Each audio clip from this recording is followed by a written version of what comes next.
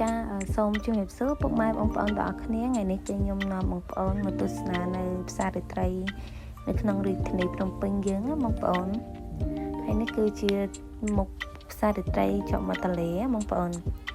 ហើយថ្ងៃនេះគឺជាថ្ងៃអាទិត្យគឺមានបងប្អូនប្រជាជនយើងទៅច្រើនមែនតើមិនថាក្មេងចាស់ប្រុសស្រីឯគឺទៅច្រើនក៏មែនតើបងប្អូនខ្ញុំទៅយើងភ្លឺបន្តិចណាភាសាយើងឲ្យថតទៅឃើញស្អាតហើយនេះគឺទស្សនវិជ្ជានៅកន្លែងមុខឆាកគេបងប្អូនមុខឆាកគេហើយគឺមានលក់ក្រែមលក់អីចឹងណាបងប្អូនហើយគឺនៅផ្សាររាត្រីនេះគឺសម្បូរកៅអៅដែរបងប្អូនគឺទាំងមានកៅអៅប្រុសកៅអៅស្រីហើយកៅអៅក្មេងៗបីជើងគ្រឿងកន្លែងគ្រឿងអីហ្នឹងគឺមានច្រើនណាស់បងប្អូនហើយនេះគឺខ្ញុំមករើសមើលកៅអៅយឺតពេកបងប្អូន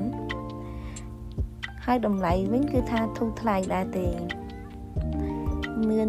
10000មួយអីចឹងទៅណាបងប្អូនតាមសាច់អាវតាមម៉ូដម៉ាក់វា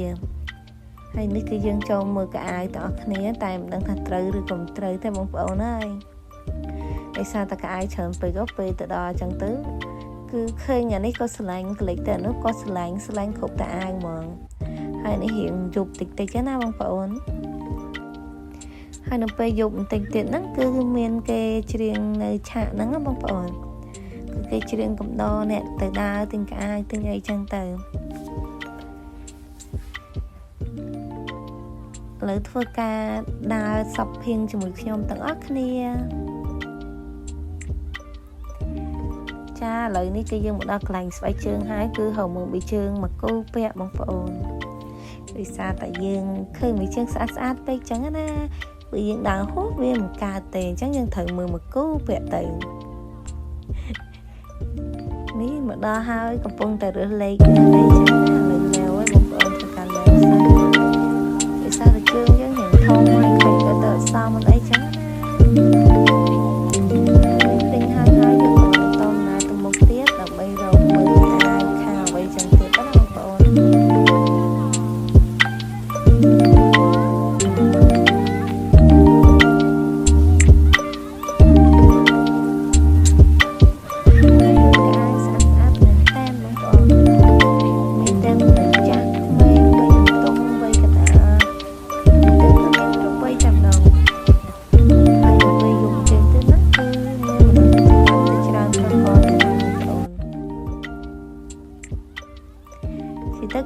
មកជួរខាងនេះគឺសម្បូរបីជើងដោយសារជួរខាងហ្នឹងគឺគេលក់ស្បែកជើងច្រើនណាបងប្អូន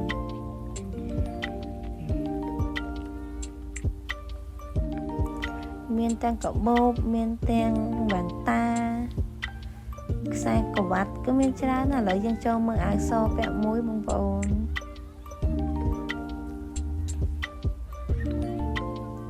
នេះគឺខ្ញុំយកម៉ូដនេះបងប្អូន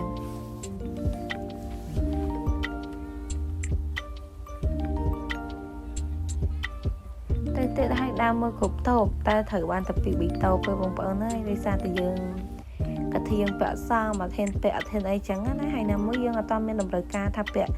ទៅណាយើងអត់មានគម្រោងទៅដើរលេងទៅអីចឹងយើងទិញតែ1 2ទេបងប្អូន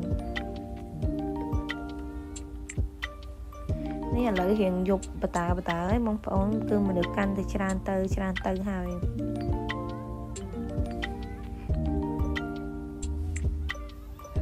នេះគឺកន្លែងគាត់សម្បូររបស់ដែលល្អគឺថាស្អាតដូចមែនតែនអញ្ចឹងបងប្អូន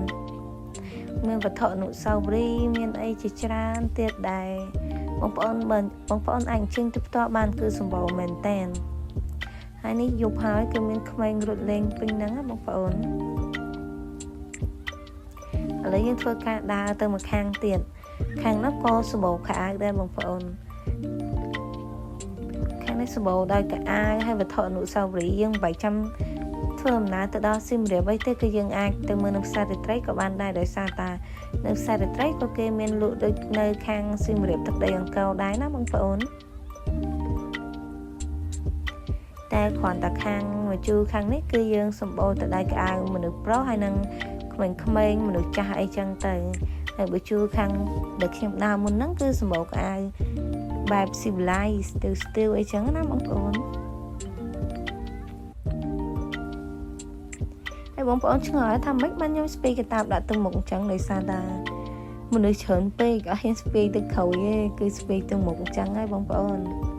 ដើម្បីយើងការពារទាំងអស់គ្នាបើសិនជាបងប្អូនទៅកុំភ្លេច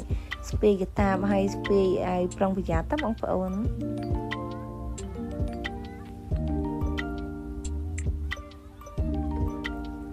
ហើយបើសិនជាបងប្អូនចូលចិត្តនឹងវីដេអូដែលខ្ញុំដើរផ្សារដើរ shopping ទិញកៅអៅឬក៏ទិញម្ហូបទិញអីអញ្ចឹងទាំងនៅផ្សារទំនើបឬក៏នៅផ្សារបែបនេះសូមបងប្អូនជួយធ្វើការ comment នៅខាងក្រោមដើម្បីនឹងខ្ញុំធ្វើការចេញវីដេអូជាច្រើននិងថ្មីទៅជូនបងប្អូនទស្សនាទាំងអស់គ្នាណាបងប្អូនហើយសូមជួយបងប្អូនជួយ like និង subscribe channel YouTube នាងខ្ញុំម្នាក់មួយផងចាអរគុណ